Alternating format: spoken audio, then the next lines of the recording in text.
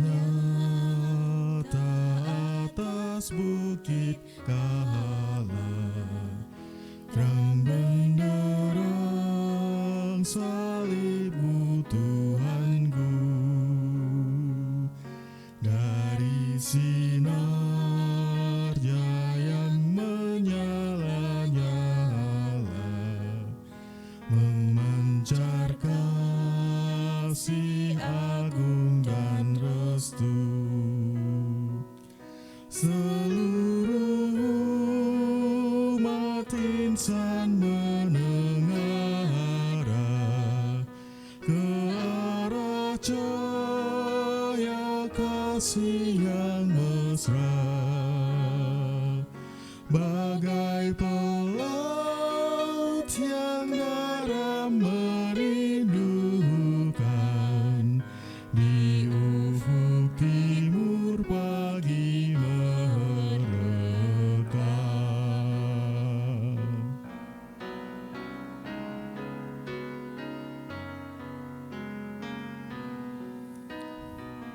Salibmu Kristus tanda pengasihan,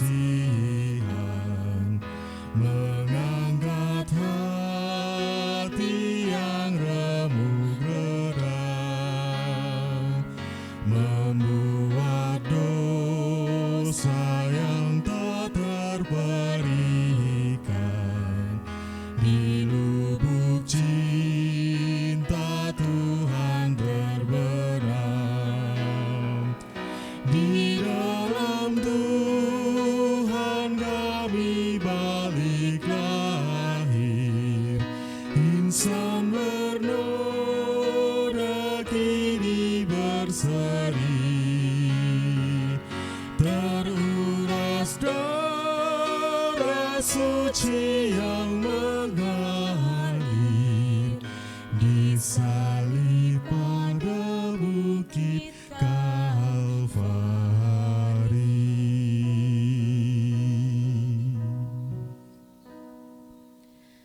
Jemaat yang terkasih di dalam Tuhan, kita akan bersama-sama mempersiapkan hati pikiran kita di dalam persiapan penerimaan sakramen perjamuan kudus Jumat Agung. Sebelum itu, marilah kita mengambil saat hening bagi kita semua.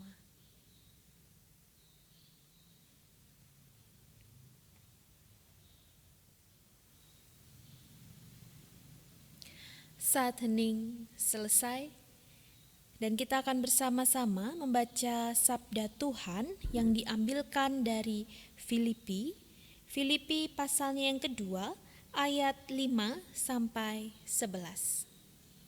Filipi pasalnya yang kedua ayat 5 sampai 11. Hendaklah kamu dalam hidupmu bersama menaruh pikiran dan perasaan yang terdapat juga dalam Kristus Yesus, yang walaupun dalam rupa Allah tidak menganggap kesetaraan dengan Allah itu sebagai milik yang harus dipertahankan, melainkan telah mengosongkan dirinya sendiri dan mengambil rupa seorang hamba dan menjadi sama dengan manusia. Dan dalam keadaan sebagai manusia, ia telah merendahkan dirinya dan taat sampai mati, bahkan sampai mati di kayu salib. Itulah sebabnya Allah sangat meninggikan dia dan mengaruniakan kepadanya nama di atas segala nama, supaya dalam nama Yesus bertekuk lutut segala yang ada di langit dan yang ada di atas bumi dan yang ada di bawah bumi, dan segala lidah mengaku Yesus Kristus adalah Tuhan, bagi kemuliaan Allah Bapa. Demikianlah sabda Tuhan, dan berbahagialah kita yang senantiasa membaca, merenungkan dan melakukan firman-Nya di dalam kehidupan kita sehari-hari. Hosiana. Jemaat yang terkasih di dalam Tuhan, sebentar lagi kita akan bersama-sama memasuki pada Minggu Suci, di mana akan dimulai dari Minggu Palma, lalu dilanjutkan Kamis Putih, Jumat Agung, Sabtu Sunyi, dan juga Minggu Paskah. Dan di dalam minggu-minggu tersebut, kita semua pasti merasakan bahwa kita akan sibuk beribadah di gereja, karena hampir berturut-turut beberapa hari kita beribadah kepada Tuhan di dalam rangka Pekan Suci. Dan di dalam Pekan Suci tersebut tentunya kita sudah mempersiapkan segala hal, termasuk apa yang telah kita lakukan selama hampir 40 hari ini. Kita telah bersama-sama melakukan disiplin rohani, mulai dari puasa, pantangan, sampai disiplin rohani yang lainnya.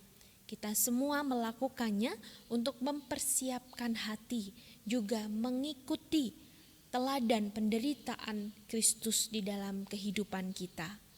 Oleh karena itu, masa Pekan Suci atau masa raya Prapaskah dan Paskah menjadi salah satu momen yang penting di dalam penghayatan iman kita. Karena di dalam iman Kristen, salah satu hal yang utama, salah satu hal yang menjadi dasar di dalam iman kita adalah peristiwa salib dan kebangkitan Kristus. Di dalam sejarah iman Kristen sendiri, kematian dan kebangkitan Kristus memiliki makna yang sangat penting di dalam perkembangan sejarah kekristenan, di mana dimulai kesaksian para murid dan para rasul, yakni kesaksian tentang kematian dan kebangkitan Kristus yang membawa keselamatan bagi seluruh dunia. Dan ketika kita menghayati kebangkitan Kristus yang nanti akan bersama-sama kita rayakan di Minggu Paskah, hal tersebut tidak dapat dilepaskan dari peristiwa kematiannya, yakni peristiwa salib yang akan bersama-sama kita hayati di Jumat Agung. Di dalam Jumat Agung tersebut kita melihat salib sebagai tanda akan kemenangan bagi seluruh umat manusia. Tapi kemenangan yang kita lihat bukanlah kemenangan yang menaklukkan segalanya. Tetapi kemenangan itu terwujud di dalam kerapuhan Kristus.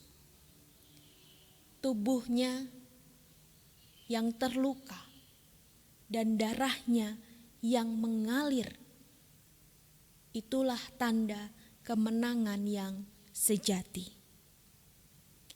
Dan di dalam tubuh Kristus yang lemah itu, yang terkulai di atas kayu salib, kita bisa melihat akan cinta kasih Allah yang begitu sempurna. Kita bisa melihat Allah yang adalah kasih, Allah yang penuh dengan kesetiaan, Allah yang penuh dengan rahmat. Dan kasih Allah serta kasih karunia dan rahmat Allah tersebut yang sungguh amat sempurna merengkuh setiap kerapuhan manusia dan kerapuhan seluruh ciptaan. Kerapuhan kita direngkuh di dalam kerapuhan Kristus di atas kayu salib.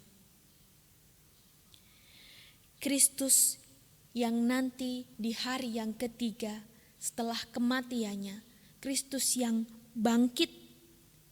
Kristus yang bangkit itu pula melewati peristiwa kematian, di mana masa antara tersebut menjadi sebuah tanda bahwa Kristus sebagai anak Allah telah mengosongkan dirinya, telah mengosongkan tubuhnya agar bisa merengkuh setiap seluruh umat manusia dan juga seluruh ciptaan masuk di dalam rengkuhan cinta kasih Allah. Melalui dirinya, Kristus merangkul setiap kerapuhan kita. Merengkuh setiap kita yang rapuh terbatas, setiap kita yang lemah, setiap kita yang menderita kemalangan, penderitaan di dalam kehidupan kita. Yesus Kristus yang mati di atas kayu salib berbeda dengan kita yang akan mengalami kematian itu sendiri. Ketika kita mengalami penderitaan dan kemalangan, kita membutuhkan belas kasihan orang lain. Bahkan ketika kita mati, kita pun terbatas, kesempatan kita sudah selesai. Tetapi Kristus yang mati di atas kayu salib tidak membutuhkan apa yang kita butuhkan ketika kita mengalami penderitaan atau bahkan kematian itu sendiri. Yesus Kristus memilih penderitaan, bahkan kehendak